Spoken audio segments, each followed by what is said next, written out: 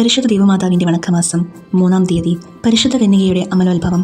ദൈവം മനുഷ്യനെ സൃഷ്ടിച്ചത് സ്വഭാവാതീതമായ ദൗത്യത്തിന് വേണ്ടിയാണ്.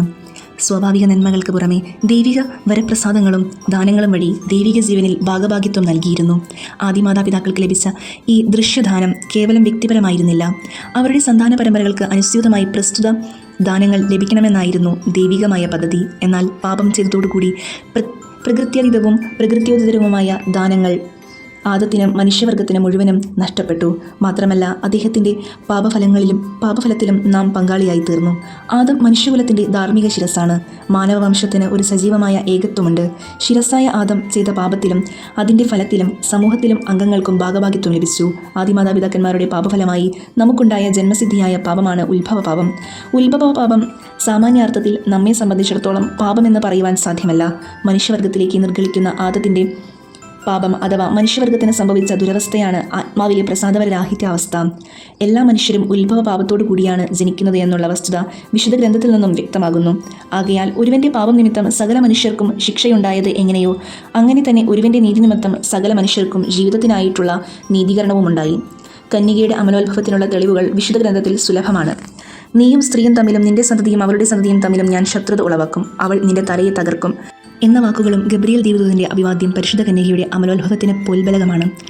പരിശുദ്ധ കന്യകയുടെ അമലോത്ഭവം സയുക്തികം സമർത്ഥിക്കുവാൻ സാധിക്കും. ദൈവമാതാവിൻ്റെ മഹത്വത്തിന് അത് അനുപേക്ഷണീയമാണ്. ദൈവത്തിന് അപ്രകാരം സൃഷ്ടിക്കുവാൻ സാധിക്കും. അതിനാൽ ദൈവവും മേരിയെ അതുല്യദാനങ്ങളാൽ സമാലങ്കരിച്ചു.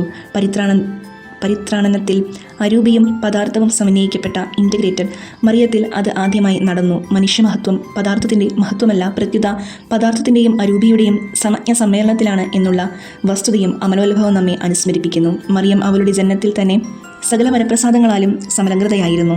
1854 പരിശുദ്ധ പിതാവ് 9-ാം പിയൂസ് മാർപ്പാപ്പ പരിശുദ്ധ കന്യകയുടെ അമലോത്ഭവം ഒരു വിശ്വാസ സത്യമായി പ്രഖ്യാപിച്ചു.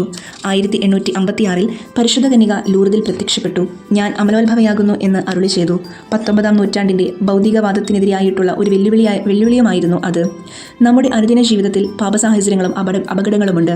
മാതാവിൻ്റെ അരുമസുതരായ നാം പരിശുദ്ധ കന്യകയുടെ അമലോത്ഭവത്തിൽ അഭിമാനിക്കുകയും പാപരഹിതമായ ജീവിതത്തിലൂടെ അനുകരിക്കുകയും ചെയ്യണം. നമുക്ക് ജ്ഞാനസ്നാനത്തിലൂടെ ഉത്ഭവ പാപത്തിൽ നിന്ന് മോചനം ലഭിക്കുന്നുണ്ട്. എന്നാൽ കർമ്മപാപത്തിൽ നിന്നും ദൈവസഹായത്താൽ വിമുക്തി പ്രാപിക്കേണ്ടതാണ് അമലോത്ഭവനാഥയുടെ മാധ്യസ്ഥം. അതിന് സഹായകമായിരിക്കും. ഇതുമായി ബന്ധപ്പെട്ട ഒരു ചെറിയ സംഭവം നമുക്ക് കേട്ടാലോ? ഭുവനപ്രസിദ്ധമായ ലൂർദ് ഇന്ന് ഒരു അത്ഭുത കേന്ദ്രമാണ്. ഒരു വർഷത്തിൽ തന്നെ അനേകം അത്ഭുതങ്ങൾ അവിടെ നടക്കുന്നു. അലക്സിയോസ് കാറൽ ഫ്രാൻസിലെ ഒരു ഡോക്ടറാണ്. അദ്ദേഹം നാസ്തികനായിരുന്നു.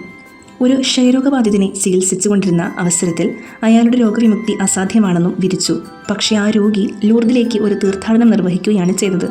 അവിടെ നിന്നും തിരിച്ചെത്തിയ രോഗി രോഗത്തിൽ നിന്നും പരിപൂർണ സൗഖ്യം പ്രാപിച്ചു. അത് ഒരു അത്ഭുതമാണെന്ന് അലക്സിയോസ് കാറൽ അംഗീകരിക്കുകയുണ്ടായി.